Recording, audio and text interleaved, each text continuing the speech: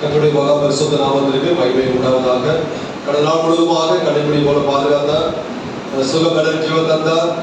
அதற்காக கர்த்தருக்கு நன்றி சொல்கிறேன். போக்கியல் மரத்திலும் அவருடைய கிருபை கூட இருந்தது, குடும்பத்தை வழிநடத்தினார். அதற்காக கர்த்தருக்கு நன்றி சொல்கிறேன்.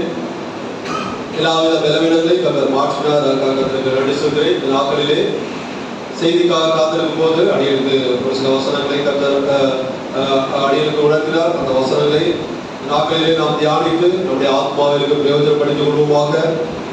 எபிரேயர் 12வது அதிகாரம் 1வது வசனம். எபிரேயர் 12:1.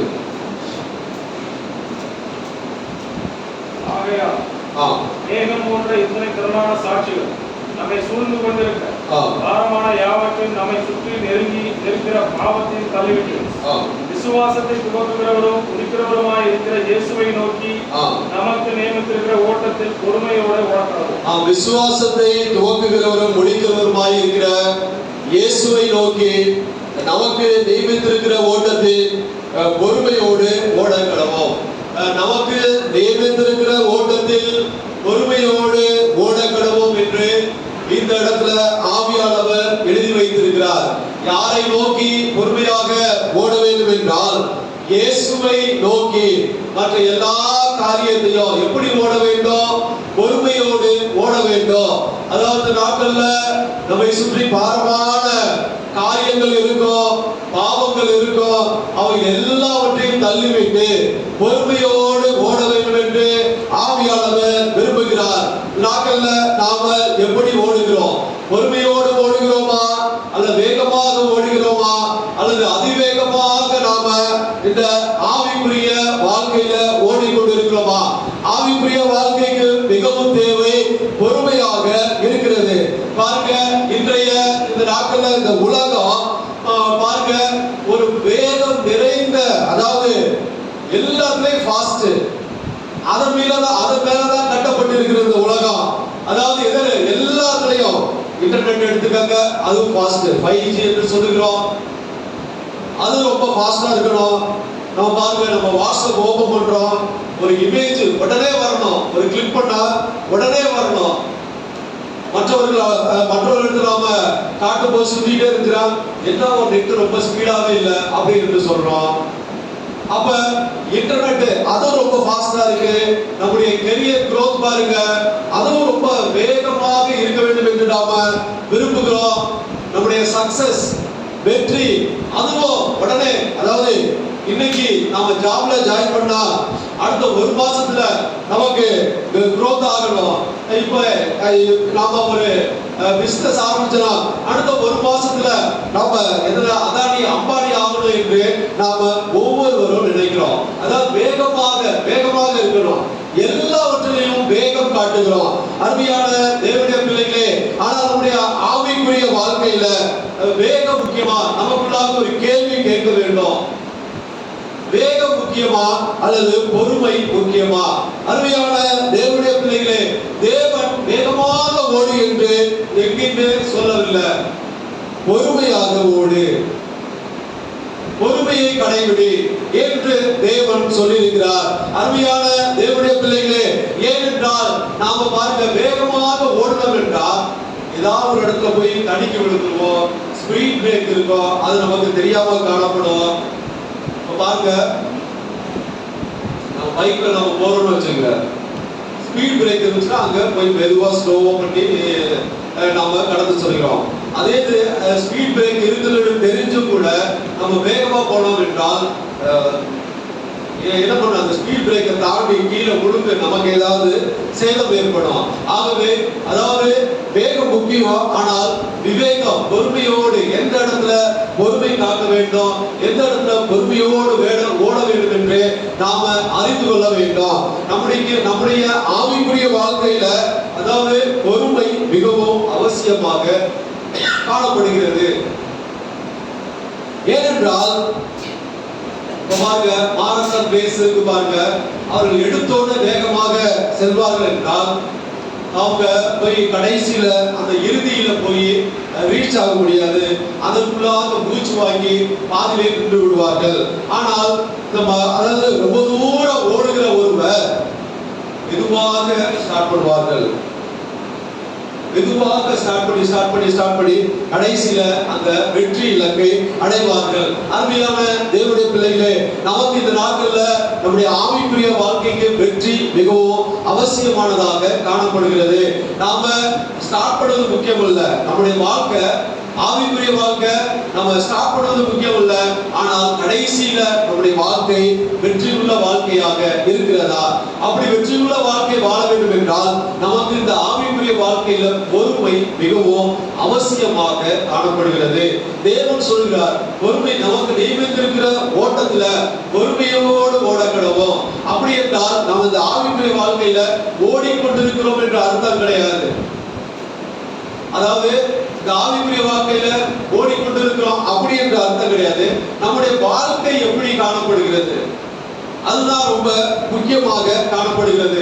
பாருங்க, நான் அதாவது வேகமாக அவசரப்பட்டு ஒரு காரியம் செய்தது நிமித்தமாக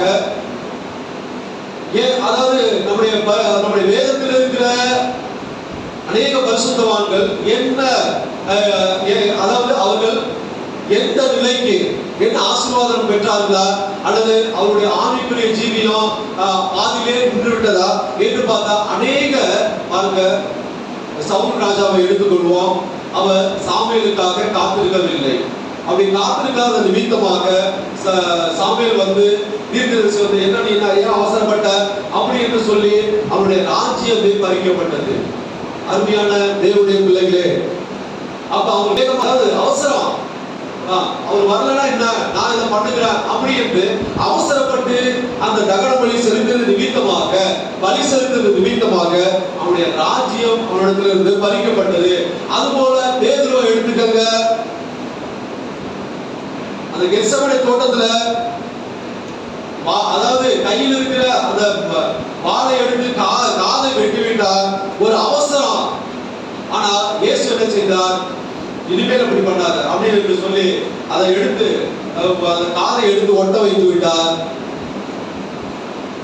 அதே அவசரம் தான், அவசரப்பட்டுக்கிட்டே அவன் இருந்தனால்தான் அடுத்த நாள் இயேசுவை பார்க்க, அதாவது இயேசுவை பிடித்துக் கொண்டு கடந்து சென்று விட்டார்கள். அப்பொழுது அரண்மனைக்குள்ளாக போகும்போது நீ அவர்கள் ஒருவனா என்று சொல்லும் போது மறுதளித்தார். ஏனென்றால் இந்த அவசரம் அங்கே அவசரப்பட்டு அவர் பொறுமையாக நிதானமாக பதில் தந்திருப்பார் என்றால் அவர் மறுதளிப்பதற்கு வாய்ப்பில்லை. அருமையான தேவனுடைய பிள்ளைகளே, நாம இந்த நாட்கள்ல எப்படி எதற்கெடுத்தாலும் அவசரப்படுகிறோமா? எதற்கெடுத்தாலும் வேகமாக ஓட வேண்டும், எல்லாவற்றையும் வேகமாக அடுத்து நாம சாதிக்க வேண்டும் என்று நாம நினைக்கிறோமா? நம்முடைய வேலையில பாருங்க, உடனே ப்ரமோஷன், இன்னைக்கு ஜாயின் பண்ணனா அடுத்த மாசம் உடனே ப்ரமோஷன் வேண்டும் அப்படி என்று நினைக்கிறோமா? பேஷன்ஸ் இல்லாதபடிக்கு இந்த நாட்டில் அநேக வேலையில நிரந்தரமாக இருப்பதில்லை. அதுபோல நம்முடைய குடும்பத்துல கோபத்து நிமித்தமாக ஒரு சில முடிவுகள் அவசரப்பட்டு எடுப்போம். அது பாருங்க, அது பின் நாட்கள்ல அவர்களுக்கு பெரிய ஒரு ஆபத்துல கொண்டு முடியும். ஆகவே பாருங்க, கோபத்துல எந்த முடிவு நம்ம கோபம் வந்துச்சுன்னா உடனே நம்முடைய வாயின் வார்த்தைகளை ஏதாவது வெளிப்படும். அதனால கோபம் வருகிற சமயத்துல நம்ம அவசரப்பட்டு ஒரு முடிவு எடுக்கக்கூடாது, பொறுமையோடு எடுக்க வேண்டும். அதே போலதான் நம்முடைய ஆவிக்குரிய ஜீவியமோ, அதாவது நாம் ஏதாவது ஒரு முடிவு எடுக்க வேண்டும் என்றால் அதுல ஜெபத்துல வைக்காம ஒரு முடிவும் எடுக்கக்கூடாது. அருமையான தேவனுடைய பிள்ளைகளே, நம்முடைய வாழ்க்கையில வேகம் முக்கியம் கிடையாது, வெற்றி தான் முக்கியம். அது தேவ சித்தத்தின்படி அந்த வெற்றி காணப்பட வேண்டும். அப்படி வேகமாக நம்ம கடந்து சென்றோம் என்றால், அதாவது ஆரம்பத்தில் வேணால் அதாவது நன்றாக வேகமாக ஓடுகிறார் என்று எல்லாரும் சொல்லுவார்கள். ஆனால் நம்முடைய வாழ்க்கை, அதாவது ஒரு வருஷத்துல இந்த ஒரு நாள்ல முடிவது கிடையாது. கிட்டத்தட்ட 70 ஆண்டுகள், குறைந்தது 70-80 ஆண்டுகள் இருக்க வேண்டியது இருக்கு. ஆகவே இந்த ஆவிக்குரிய வாழ்க்கையில நாம பொறுமையோடு ஓட வேண்டும் என்று தேவன் விரும்புகிறார். அதாவது தேவனோடு நாம பொறுமையோடு நடக்க வேண்டும், தேவனோடு நடக்க வேண்டும். ஆபிரகாம் பொறுமையோடு நடந்தார், தேவனோடு நடந்தார். தேவன் சொன்ன எல்லா காரியத்துக்கும் அவர் கீழ்ப்படிந்தார். கிட்டத்தட்ட 25 ஆண்டுகள் குழந்தை பாக்கியத்துக்காக காத்திருந்தார். இந்த நாட்கள்ல நாம் எப்படி காணப்படுகிறோம்? தேவன் ஏதாவது ஒரு ஆசீர்வாதத்தை கொடுத்தார் என்றால் அதற்காக நாம காத்திருக்கிறோமா, அல்லது அதை குறித்து நாம சொல்லி சொல்லி சொல்லி சொல்லி என்ன தேவன் ஒண்ணுமே செய்யல அப்படி என்று நாம பொறுமையை இழக்கிறோமா? இந்த நாட்கள்ல நாம பொறுமையோடு ஓட வேண்டும். அது போலதான் தாவீது சவுலை கொல்வதற்கு நேரம், அதாவது எல்லா சமயம் வாய்த்தது, ஆனால் அவர் கர்த்தருக்காக காத்திருந்தார். கர்த்தர் இந்த காரியத்தை செய்யட்டும், நாம இந்த பரிசுத்தவான நாம கொலை செய்ய வேண்டும் என்று அப்படி என்று அவர் எண்ணி கர்த்தருடைய கரத்துல விட்டு விட்டார். ஏதாவது சவுலை கொன்றால் நாம் அடுத்த ராஜாவாக ஆகலாம், நாம ஏன் இந்த வனாந்தரத்துல நாம சுற்றி திரிகிறோமே, இந்த சவுல் என்னை கொல்வதற்கு துரத்தி கொண்டிருக்கிறார், நாம ஏன் இப்படி கஷ்டப்படுகிறோம் அப்படி என்று நினைத்து சவுலை கொலை செய்திருக்கலாம். ஆனால் தாவீது அப்படி செய்யல.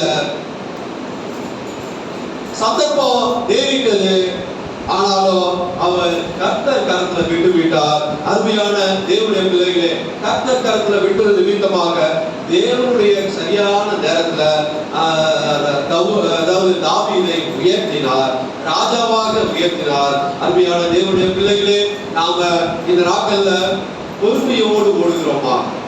பொறுமையை கடைபிடிக்கிறோமா? நமக்கு நியமித்திருக்கிற ஓட்டத்துல பொறுமையோடு ஓடக்கிடவோம்.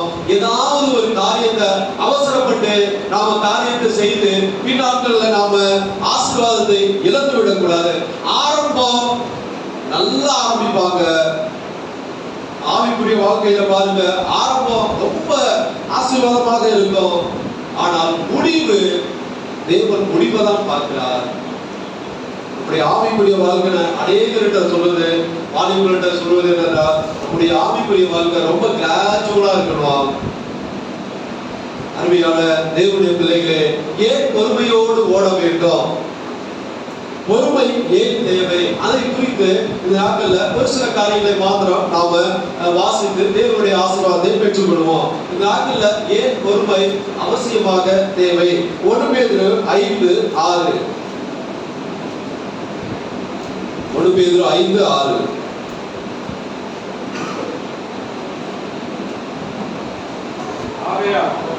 ஏற்ற காலத்தில் தேவன் உங்களை உயர்த்தும்படிக்கு அவருடைய பலத்த கைக்குள் அடங்கி இருக்கிறார். பாருங்க, ஏற்ற காலத்தில் தேவன் நம்மை உயர்த்த வேண்டுமானால், தேவன் நம்மை உயர்த்த வேண்டும். அருமையான தேவனுடைய பிள்ளைகளே, தேவன் நம்மை உயர்த்த வேண்டுமானால் பொறுமையோடு நாம ஓட வேண்டும். அவருடைய பலத்த கைக்குள் அடங்கி இருக்க வேண்டும். அப்படி என்றால் தேவன் ஒரு நேரத்தை வைத்திருப்பார், அந்த நேரத்துல தான் நமக்கு ஆசீர்வாதம் தர வேண்டும் என்று நினைத்திருப்பார். ஆனால் நாம பொறுமையை இழந்து தேவனுடைய கரத்தை விட்டு நாம கடந்து செல்ல, அதாவது வேகமாக ஓடக்கூடாது. தேவனுடைய கையை பிடித்துக் கொண்டு நாம கடந்து செல்ல வேண்டும். அவருடைய பலத்த கைக்குள் அடங்கி இருக்கும் போது அவர் நம்மை உயர்த்துவார். ஏற்ற காலத்தில் அவர் ஒரு காலத்தை நியமித்திருக்கிறார். இந்த மனிதனுக்கு இந்த காலத்துல இந்த ஆசீர்வாதத்தை தர வேண்டும் என்று அவர் ஒரு காலத்திலே திட்டம் தீட்டி வைத்திருப்பார். அந்த காலத்துல அவர் அந்த காலம் வரைக்கும் நாம அவருடைய கரத்தில் அடங்கி இருக்க வேண்டும். அது எந்த காலம் நமக்கு தெரியாது. ஆனால் நாம ஜெபம் பண்ணணும் என்றால், அவர் ஜெபம் பண்ணி மகார் பண்ணிட்டு நாம ஜெபம் பண்ணினோம் என்றால் அந்த காலத்துல கரெக்டாக இந்த காலம் தேவன் நம்மை உயர்த்துகிற காலமாக இருக்கிறது. ஆனால் அது நிமித்தமாக அவருடைய கையை விட்டு, அதாவது தேவனுடைய கையை உதறிவிட்டு நாம கடந்து செல்லக்கூடாது, வேகமாக ஓடக்கூடாது. அவரோடு கூட பொறுமையாக நடக்க வேண்டும். தேவன் நம்மை உயர்த்த வேண்டுமானால் நாம பொறுமையோடு காணப்பட வேண்டும், பொறுமையோடு ஓட வேண்டும், பொறுமையோடு நம்முடைய வாழ்க்கையை நடத்த வேண்டும், பொறுமையோடு ஆவிக்குரிய ஜீவியத்தை நாம காப்பாற்றிக் கொள்ள வேண்டும். அப்படி பொறுமை இழந்தோம் என்றால், அதாவது தேவன் நம்மை உயர்த்துவதற்கு காலதாமதமாகும். அவருடைய கையை விட்டு நாம கடந்து செல்வோம் என்றால் அவர் நடந்து வருவார். ஆனால் நாம மறுபடியும் அவரை கையை பிடிக்க வேண்டியது, கையை பிடித்து நடக்க வேண்டியது அவசியமாக காணப்படுகிறது. அருமையான தேவனுடைய பிள்ளைகளே, தேவன் நம்மை உயர்த்த வேண்டுமானால் பொறுமையோடு நாம ஓட வேண்டும். அடுத்ததாக பாருங்க, சங்கீதம் 40:1. சங்கீதம் 40:1. சங்கீதம் 40:1. கர்த்தருக்காக பொறுமையுடன் காத்திருந்தேன். அவர் என்னிடமாய் சாய்ந்து என் கூப்பிடுதலை கேட்டார். பாருங்க, கர்த்தருக்காக பொறுமையுடன் காத்திருந்தேன், அவர் என்னிடமாய் சாய்ந்து என் கூப்பிடுதலை கேட்டார். அருமையான தேவனுடைய பிள்ளைகளே, நம்முடைய ஜெபம் கேட்கப்பட வேண்டுமானால் நாம பொறுமையோடு ஓட வேண்டும். நம்முடைய ஜெபம், அதாவது கர்த்தருக்கு பொறுமையாய் காத்திருக்க வேண்டும். நாம ஜெபம் விண்ணப்பங்கள் இறைவனை நோக்கி நாம ஏறெடுக்கிறோம். அநேக விண்ணப்பங்கள் நாம ஏறெடுக்கிறோம். ஆனால் அந்த ஜெபம் கேட்கப்பட வேண்டும் என்றால் பொறுமை தேவை. அநேகர் என்ன நினைக்கிறோம் என்றால், இன்னைக்கு காலையில ஜெபம் பண்ணோம் என்றால் சாயந்தரம் கிடைத்து விட வேண்டும். இன்னைக்கு எல்லாம் அப்படியே ஃபாஸ்ட் உலகத்துல காணப்படுகிறோம். எல்லாமே ஃபாஸ்ட். அதனால ஃபாஸ்ட் ஃபுட் என்று வந்திருக்கிறது. உடனே எல்லாம் இன்ஸ்டன்டா. காலையில கட்டடத்துல ஆண்டவரே எனக்கு ஈவினிங்குள்ளாக கார் வர வேண்டும் என்று, அல்லது அப்படி என்று இன்னைக்கு எல்லாமே ரொம்ப, அதாவது நம்முடைய ஆவிக்குரிய வாழ்க்கையில நம்ம படிப்படியாக முன்னேறி ஆசீர்வதிக்க வேண்டும் என்று யாரும் விரும்பவில்லை. மாறாக எப்படி நாம எல்லாரும் விரும்புகிறோம் என்றால், ஜெபம் பண்ண உடனே நமக்கு கிடைத்து விட வேண்டும். அப்படிதான் எல்லாரும் விரும்புகிறார்கள். இல்லைங்களா? ஜெபம் பண்ணாம என் 10 லட்சம் அல்லது 15 லட்சம் அல்லது 20 லட்சம் அல்லது 1 லட்சம் கடன் தீர வேண்டும். ஆனா அதற்குரிய செயல்பாடு நம்மிடத்தில் இருக்கிறதா என்றால், இல்ல நான் தான் ஜெபம் பண்ணிடுறேன், கர்த்தர் தருவார். கர்த்தர் எல்லா காரியத்தையும் தருவார். ஆனா நாம் எப்படி ஓடுகிறோம்? பொறுமையோடு ஓடுகிறோமா? தேவனை நோக்கி ஓடுகிறோமா? நமக்கு நியமித்திருக்கிற ஓட்டத்துல, அதாவது நமக்கு நியமித்திருக்கிற ஓட்டத்துல, இப்ப மராத்தான் ரேஸ்ல எல்லாம் பாருங்க, 100 மீட்டர் 200 மீட்டர்லாம் பாருங்க, அவங்களுக்கு என்று ஒரு லைன் இருக்கும். அந்த லைன்ல தான் ஓடணும். அந்த லைனை விட்டு இன்னொரு லைன்ல ஓடினா அவங்க ரிஜெக்ட் ஆயிருவாங்க. 100 மீட்டர்லாம் அப்படிதான், அந்த லைன்ல தான் ஓடணும். அருமையான தேவனுடைய பிள்ளைகளே, நமக்கு நியமித்திருக்கிற ஓட்டத்துல நமக்கு என்ன கர்த்தர் ஜெபம் பண்ண வேண்டும், அப்படி என்று எந்த காரியத்தை கொடுக்க வேண்டும் என்று அவர் நினைக்கிறாரோ அந்த காரியத்துல நாம அந்த காரியத்தை வாஞ்சிக்க வேண்டும். அதை மாத்திரம்தான் வாஞ்சிக்க வேண்டும். அதை மாத்திரம்தான் நாம் ஜெபத்துல கேட்க வேண்டும். நம்முடைய எல்லாருடைய ஜெபம் விண்ணப்பத்தை இறைவன் அங்கீகரிக்கிறார், இறைவன் ஏறெடுக்கிறார். ஆனால் கொடுக்க வேண்டியது, இதை இந்த மனிதனுக்கு இப்பொழுது கொடுத்தால் இவன் ஆசீர்வாதமாக இருப்பான் என்று இறைவனுக்கு தெரியும். அந்த ஜெபம்க்கு நாம ஜெபம் பண்ண எல்லாம் கொடுத்து விட்டோம் என்றால், கொடுத்தார் என்றால் நாம பொறுமையோடு ஓட மாட்டோம், ஓடிடுவோம். இன்னைக்கு ஒரு கார் அடுத்த நாள் அது வேணும், அது இது வேணும், ஆண்டவரே அது இல்ல இது இல்ல என்று எல்லா தேவைகளையும் நாம சொல்லி கடைசியில் என்ன ஆகும்? வைக்கிறதுக்கு வீடு இருக்காது, திங்ஸ் நிறைய ஆயிரும். அருமையான தேவனுடைய பிள்ளைகளே, யாருக்கு பொறுமையாக காத்திருக்க வேண்டும் என்றால் கர்த்தருக்கு பொறுமையாக காத்திருக்க வேண்டும். இந்த விஷயத்துல நம்முடைய பொறுமையை ஒருபோதும் இழந்து விடக்கூடாது. ஒரு காரியத்தை நாம ஜெபம் பண்ண கூடாது. கர்த்தருக்காக பொறுமையுடன் காத்திருந்து அவர் என்னிடமாய் சாய்ந்து என் கூப்பிடுதலை கேட்டார். யாரெல்லாம் பொறுமையாக கர்த்தருக்கு காத்திருக்கிறார்களோ அவர்களுடைய ஜெபத்தை இறைவன் கேட்பார். நம்முடைய ஜெபம் கேட்கப்பட வேண்டும் என்றால் நாம் பொறுமையோடு ஓட வேண்டும். நமக்கு நியமித்திருக்கிற ஓட்டத்துல பொறுமையோடு ஓடக்கடவும். இயேசுவை நோக்கி, அருமையான தேவனுடைய பிள்ளைகளே, இந்த நாட்கள்ல நம்ம இயேசுவை நோக்கி ஓட மாட்டோம்.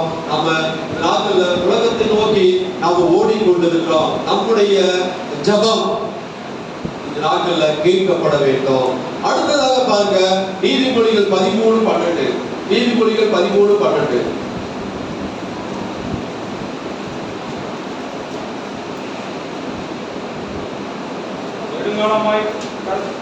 காத்திருக்குதல் இருதயத்தை இளைக்கப்படும். விரும்பினது வரும்போது ஜீவ விருட்சம் போடு.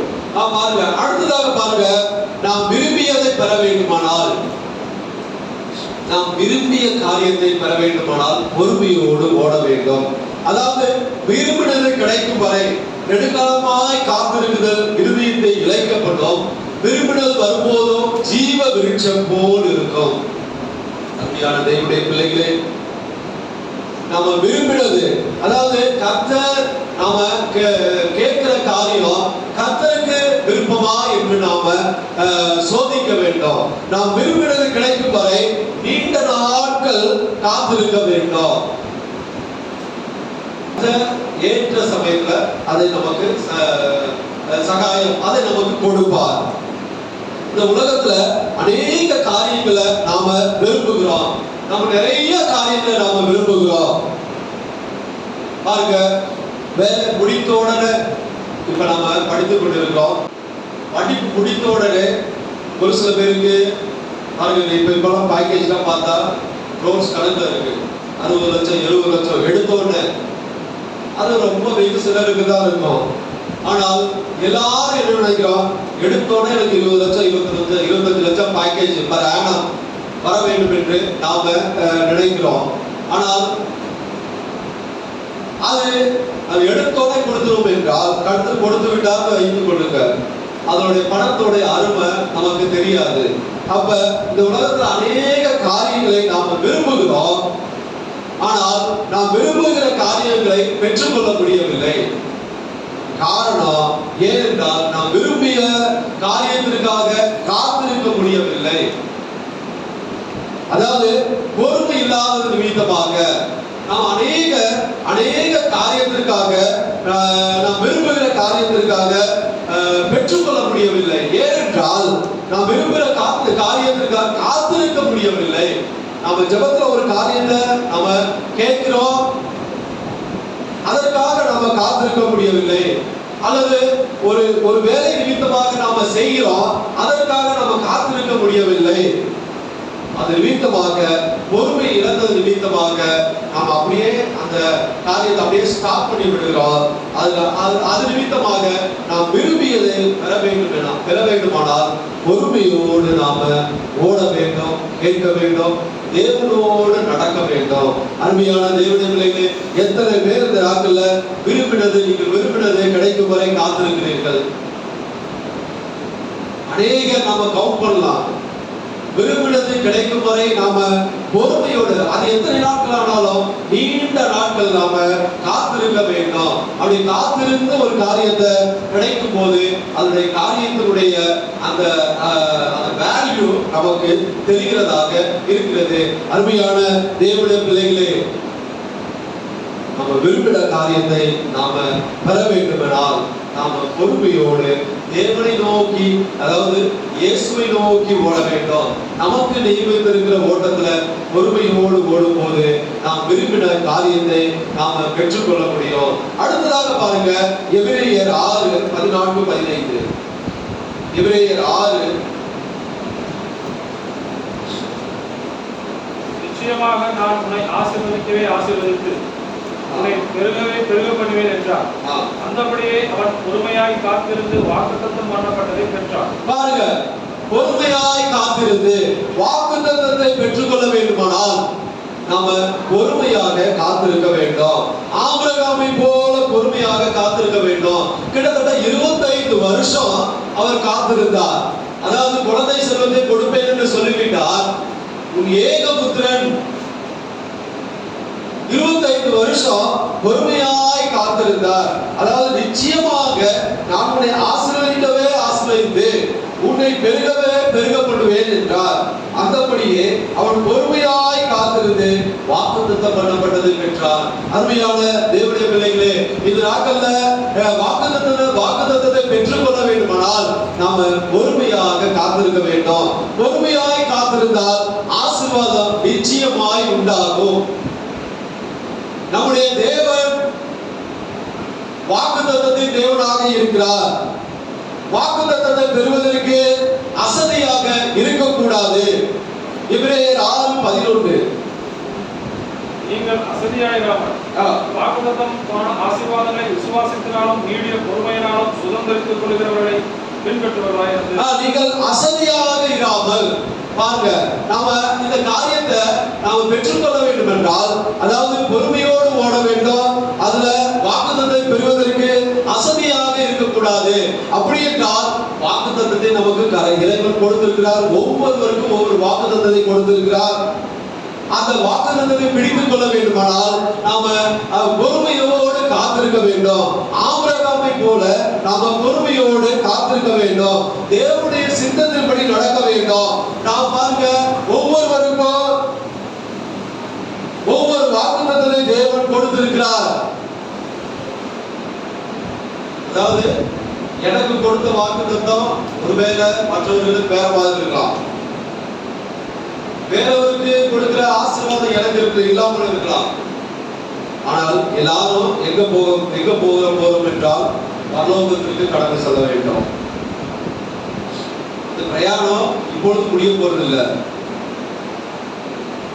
அப்ப நெடுநாள் பிரயாணமாக இருக்கிறது. அப்ப நாம பொறுமை, நமக்கு ஒரு வாக்குத்தத்தத்தை கொடுத்திருக்கிறார். இந்த ஜீவியம் எல்லாம் முடிஞ்சதுக்கு அப்புறம் நமக்கு பரலோகம் உண்மை என்று ஒரு வாக்குத்தத்தத்தை கொடுத்திருக்கிறார். அந்த வாக்குத்தத்தத்தை பெறுவதற்கு அசதியாக இருக்கக்கூடாது, ஜாக்கிரதையாக இருக்க வேண்டும். எபிரேயர் 10:36. எபிரேயர் 10:36. நீங்கள் தேவனுடைய சித்தத்தின்படி செய்து வாக்குத்தத்தம் பண்ணப்பட்டதை பெறும்படிக்கு பொறுமை உங்களுக்கு வேண்டியதாக பாருங்க, நீங்கள் தேவனுடைய சித்தத்தின்படி செய்து வாக்குத்தத்தம் பண்ணப்பட்டதை பெறும்படிக்கு பொறுமை உங்களுக்கு வேண்டியதாக இருக்கிறது. நமக்கு இறைவன் சொல்லுகிறார், பொறுமை ரொம்ப வேண்டியதாக இருக்கிறது. வாக்குத்தத்தத்தை பெற்றுக்கொள்ள வேண்டுமானால் நமக்கு பொறுமை ரொம்ப ரொம்ப ரொம்ப ரொம்ப வேண்டியதாக இருக்கிறது. ஏன்னா தேவனுடைய சித்தத்தின்படி நாம நடக்க வேண்டும். தேவனுடைய சித்தம் என்ன? நமக்கு நியமித்திருக்கிற ஓட்டத்துல பொறுமையோடு ஓட கடவும். யாரை நோக்கி? இயேசுவை நோக்கி பொறுமையோடு ஓடும்போது வாக்குத்தத்தத்தை நாம பெற்றுக்கொள்ள முடியும். அடுத்ததாக பாருங்க, யாக்கோபு 5:7-8. யாக்கோபு 5:7-8. இப்படி இருக்க சகோதரரே, கர்த்தர் வருமானம் நீடிய பொறுமையாயிருங்க. இதோ பயிரிடுகிறவன் பூமியின் நற்பலனை அடைய வேண்டும் என்று முன்மாரியும் பின்மாரியும் வருமானமும் நீடிய பொறுமையோட காத்திருக்கிறார். நீங்களும் நீடிய பொறுமையோடு இருந்து உங்கள் இருதயங்களை ஸ்திரப்படுத்துங்கள். நீங்களும் நீடிய பொறுமையோடு இருந்து உங்கள் இருதயங்களை ஸ்திரப்படுத்துங்கள். உங்கள் இருதயங்களை ஸ்திரப்படுத்துங்கள். கர்த்தரின் வருகை சமீபம். கர்த்தரின் வருகை மிக சமீபமாக இருக்கிறது. கர்த்தரின் வருகைக்கு காத்திருக்கிறபடியால் நாம் பொறுமையோடு ஓட வேண்டும். அருமையான தேவனுடைய பிள்ளைகளே, யார் யாரெல்லாம் கர்த்தரின் வருகைக்கு காத்திருக்கிறார்களோ அவர்கள் பொறுமையாக இருக்க வேண்டும் என்று தேவன் விரும்புகிறார். கர்த்தர் எப்பொழுது வருவார் என்று ஒருவருக்கு தெரியாது. ஆகையால் கர்த்தர் பொறுமையோடு காத்திருக்க வேண்டும். கர்த்தருடைய வருகை மிக சமீபமாக இருக்கிறபடியால் பாருங்க, யோபுவின் பொறுமையை குறித்து நாம கேள்விப்பட்டிருக்கிறோம். அவனுக்கு எல்லாம் போச்சு, எல்லாமே போய்விட்டது.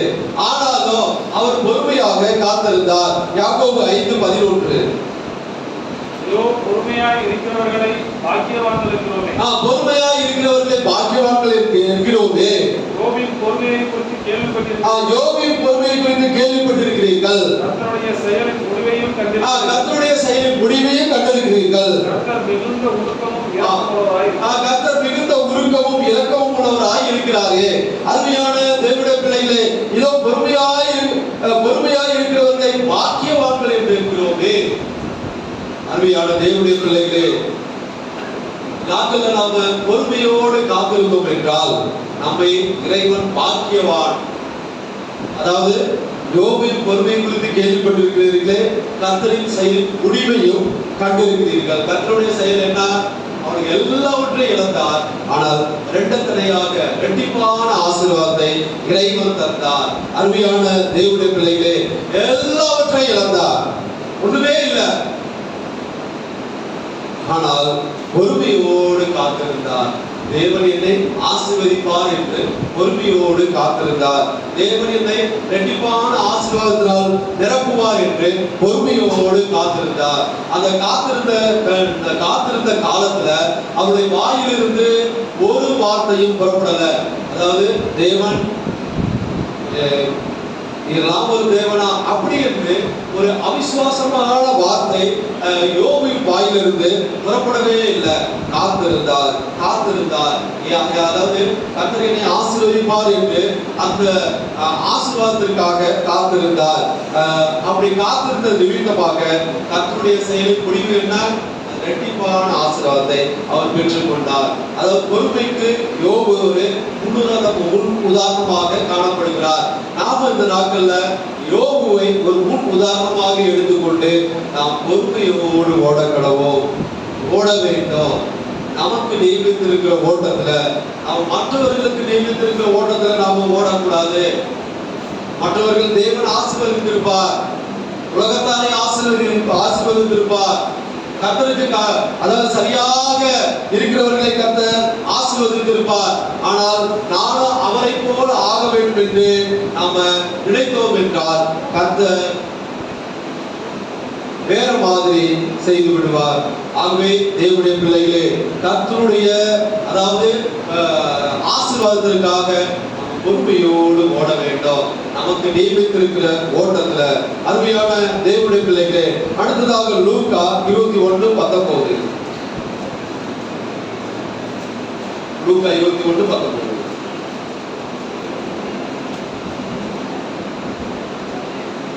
உங்கள் பொறுமையினால் உங்கள் ஆத்துமாக்களை காத்துக்கொள்ளுங்கள். உங்கள் பொறுமையினால் உங்கள் ஆத்துமாக்களை காத்துக் கொள்ளுங்கள். அருமையான தேவனுடைய பிள்ளைகளே, உங்கள் பொறுமையினால் ஆத்துமாக்களை காத்துக் கொள்ள வேண்டும் என்றால் பொறுமை ரொம்ப அவசியமாக இருக்கிறது. உங்கள் பொறுமையினால் ஆத்துமாக்களை காத்துக் கொள்ளுங்கள். கர்த்தர் நல்லவர். யாருக்கு என்றால் கர்த்தருக்கு காத்திருக்கிறவர்கள் மற்றும் அவரை தேடுகிற ஆத்மாவுக்கு கர்த்தர் நல்லவராக இருக்கிறார். புலம்பல் 3வது அதிகாரம் 25-26. புலம்பல் 3:25-26.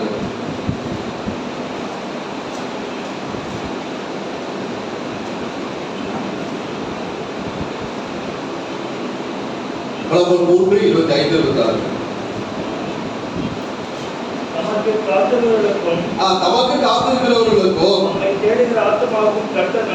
தம்மை தேடுகிற ஆத்துமாவுக்கும் கர்த்தர் நல்லவர். கர்த்தருடைய ரட்சிப்பை நம்பிக்கையோடு காத்திருக்கிறது நல்லது. கர்த்தருடைய ரட்சிப்புக்கு நம்பிக்கையோடு காத்திருக்கிறது நல்லது. அருமையான தேவனுடைய பிள்ளைகளே, தமக்கு காத்திருக்கிறவர்களுக்கும் தம்மை தேடுகிற ஆத்மாவுக்கு கர்த்தர் நல்லவராக இருக்கிறார். கர்த்தர் நல்லவர். கர்த்தர் மிகவும் நல்லவராக இருக்கிறார். யாருக்கு என்றால் கர்த்தருக்கு காத்திருக்கிறவர்கள் மற்றும் அவரை தேடுகிற ஆத்துமாக்களுக்கு. யாரெல்லாம் கர்த்தருக்கு காத்திருக்கிறீர்களோ, யாரெல்லாம் அவரை தேடுகிறீர்களோ அவருக்கு இயேசுவானவர் நல்லவராக காணப்படுகிறார்.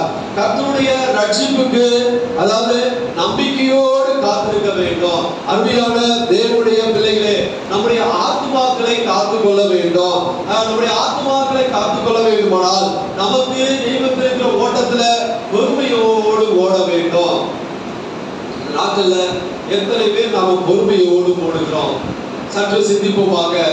நாம வேகமாக ஓடுகிறோமா அல்லது பாதையை அதாவது நமக்கு நியமித்திருக்கிற ஓடிவிட்டு அந்த பாதையை மாற்றி பாதை தவறி நாம வேறொரு பாதையில ஓடிக்கொண்டிருக்கிறோமா அல்லது கர்த்தருக்கு அதை கையை பிடித்துக் கொண்டு பொறுமையாக ஓடுகிறோமா? நாம சற்று சிந்திக்க வேண்டும். இந்த வாழ்க்கை ரொம்ப ஒரு போட்டி நிறைந்த ஒரு வாழ்க்கையாக காணப்படுகிறது. ஆனால் நம்முடைய பயணம் போட்டி நிறைந்த ஒரு பயணமாக இருக்கக்கூடாது. அதாவது போட்டி நிறைந்த உலகம் இந்த உலகம். ஆனால் ஆவிக்குரிய பிள்ளைகளாக நாம இருக்கிறபடியால் நாம மற்றவர்கள் வேகமாக ஓடுகிறார்கள், அதனால் நானும் வேகமாக ஓட வேண்டும் என்று நாம ஒருபோது நினைக்க கூடாது. நாம எப்படி ஓட வேண்டும்? தேவனுடைய கையை பிடித்துக் கொண்டு மெதுவாக பொறுமையாக ஓட வேண்டும். அப்படி தேவனுடைய கையை பிடித்துக் கொண்டு யாரெல்லாம் பொறுமையாக ஓடுகிறோமோ அவர்கள் அந்த லக்கை அடைந்து வெற்றி பெறுவார்கள். ஹalleluya. ஆண்டவரே, நாம இந்த நாட்கள்ல சற்று சிந்திக்க வேண்டும். இயேசுவை நாம கேட்க வேண்டும். ஆண்டவரே, நான் எப்படி ஓடுகிறேன்? ஒரு தீர்மானம் எடுக்க வேண்டும். நான் அவசரமாக இந்த நாட்களில் நான் வேகமாக ஓட மாட்டேன். ஆண்டவரே, தேவனோடு நடப்பேன், பொறுமையோடு ஓடுவேன் அப்படி என்று நாம தீர்மானம் பண்ண வேண்டும். இந்த வழியில மாத்திரம்தான் நான் நடப்பேன். எந்த வழியை விட்டு நாம வேறொரு ஓட்டத்துல வேறொரு பாதையில நமக்கு நியமித்திருக்கிற பாதையை அல்லது ஓட்டத்தை விட்டுவிட்டு வேறொரு பாதையில நாம தெரிந்து கொண்டு ஒருபோது ஓட மாட்டேன் அப்படி என்று நாம இந்த நாட்கள்ல ஒரு தீர்மானம் பண்ண வேண்டும். ஏசாயா 30:21. ஏசாயா 30:21.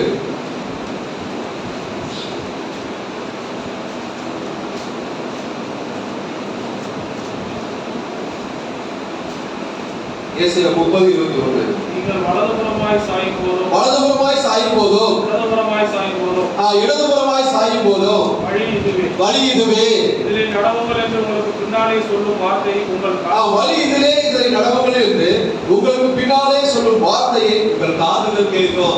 அருமையான தேவனுடைய பிள்ளைகளே, நாம வலதுபுறமாய் அல்லது நமக்கு நியமித்திருக்கிற ஓட்டத்தை விட்டுவிட்டு அடுத்த ஓட்டத்தை அடுத்தவர்களுக்காக நியமித்திருக்கிற ஓட்டத்துல ஓடும் போது இல்ல நீ உனக்கு நியமித்திருக்கிற ஓட்டம் இது இல்ல, உனக்கு நியமித்திருக்கிற ஓட்டம் இதுதான், இந்த பாதையில தான் நீ போக வேண்டும் என்று இதிலே நடவுங்கள் என்று உங்களுக்கு பின்னாலே சொல்லும் வார்த்தையை உங்கள் காதுகள் கேட்கும்.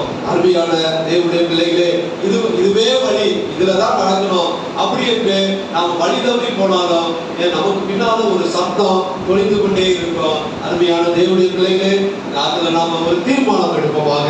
ஆண்டவரே, நான் வேகமாக ஓட மாட்டேன், எல்லா காரியத்திலையும் நாம் அவசரப்பட மாட்டேன், நான் நிறுத்தி நிதானமாக பொறுமையோடு தேவனோடு நடப்பேன் அப்படி என்று நாம் இந்த நாட்கள்ல தீர்மானம் பண்ண வேண்டும். நம்ம எல்லாவற்றிற்கும் இந்த ஃபாஸ்ட், அதாவது எல்லாவற்றிலும் வேகம் நிறைந்த உலகமாக காணப்படுகிறது. ஆனால் அந்த வேகத்துல நாம் ஓடக்கூடாது. உலகம் வேகமாக சுற்றுகிறது என்று நாமும் வேகமாக ஓடி சுற்றி கொண்டு இருந்தோம் என்றால் கர்த்தர் இல்ல வழி எது கிடையாது, இதுல வழி இதுதான் பாதை அப்படி என்று நமக்கு பின்னால ஒரு சத்தம் ஒலித்து கொண்டே இருக்கும். அது தேவனுடைய சத்தமாக இருக்கிறது. அருமையான தேவனுடைய பிள்ளைகளே, நமக்கு நியமித்திருக்கிற ஓட்டத்துல பொறுமையோடு ஓட வேண்டும். யாரை நோக்கி? இயேசுவை நோக்கி. எப்படி ஓட வேண்டும்? பொறுமையோடு. அந்த பாரமான காரியங்கள், பாவத்தை எல்லாவற்றையும் தள்ளிவிட்டு இயேசுவை நோக்கி பொறுமையோடு யாரெல்லாம் ஓடுகிறீர்களோ அவர்கள் எல்லாரும் ஆசீர்வாதம் பெற்றுக் கொள்வார்கள். தேவன் நம்மை உயர்த்த வேண்டுமானால் பொறுமையோடு ஓட வேண்டும். நம்முடைய ஜெபம் கேட்கப்பட வேண்டும் என்றால் பொறுமையோடு ஓட வேண்டும். நாம் விரும்பியதை பெற வேண்டும் என்றால் நாம் பொறுமையோடு ஓட வேண்டும். வாக்குத்தத்தத்தை நமக்கு அநேக வாக்குத்தத்தங்களை கொடுத்திருக்கிறார். அந்த வாக்குத்தத்தத்தை பெற்றுக்கொள்ள வேண்டுமானால் பொறுமையோடு ஓட வேண்டும். கர்த்தரின் வருகைக்கு நாம காத்திருக்கிறவர்களாக இருக்கிறபடியால் நாம் பொறுமையோடு ஓட வேண்டும். நம்முடைய ஆத்மாவை காத்துக்கொள்ள வேண்டுமானால் நாம் பொறுமையோடு ஓட வேண்டும். நாட்டில் பொறுமை மிகவும் அவசியமாக இருக்கிறது. நமக்கு நியமித்திருக்கிற ஓட்டத்துல வேகமாக ஓடாதபடிக்கு, தேவனுடைய கையை விட்டு வேகமாக ஓடாதபடிக்கு, அல்லது மற்றவர்களுக்கு நியமித்திருக்கிற ஓட்டத்துல ஓடாதபடிக்கு, நமக்கு நியமித்திருக்கிற தேவன் நியமித்திருக்கிற ஓட்டத்துல பொறுமையோடு ஓடி இயேசுவை நோக்கி பொறுமையோடு ஓடி நாம பாவமான காரியத்தை எல்லாம் பாவத்தை தள்ளிவிட்டு பொறுமையாக ஓடுவோம் என்றால் கர்த்தர் இலக்கை அடைய செய்வார். அந்த வெற்றியை அடைய செய்வார். வேகமாக அவசரமாக எந்த ஒரு காரியத்தை நாம இல்லாதபடிக்கு தேவனுடைய ஜெபத்துல ஒரு காரியம் செய்வோம் என்றால் அந்த ஜெபத்துல வைத்து ஆண்டவரே இந்த காரியத்தை செய்ய போகிறார், உமக்கு சித்தமா என்று தேவனுக்கு சித்தமான காரியங்களை நாம செய்ய வேண்டும். ஆகவே நீடிய பொறுமை நமக்கு இந்த நாட்கள்ல தேவை. நீடிய பொறுமை நம்முடைய ஆத்மாவை காத்துக் கொள்ளும். கர்த்தர் இந்த வார்த்தைகளை ஆசீர்வதிப்பாராக. ஆமென். ஹalleluya. சோத்ரம் சோத்ரம் சோத்ரம் சோத்ரம் சோத்ரம் சோத்ரம் சோத்ரம். ஹalleluya ஹalleluya ஹalleluya ஹalleluya ஹalleluya. ஹalleluya ஹalleluya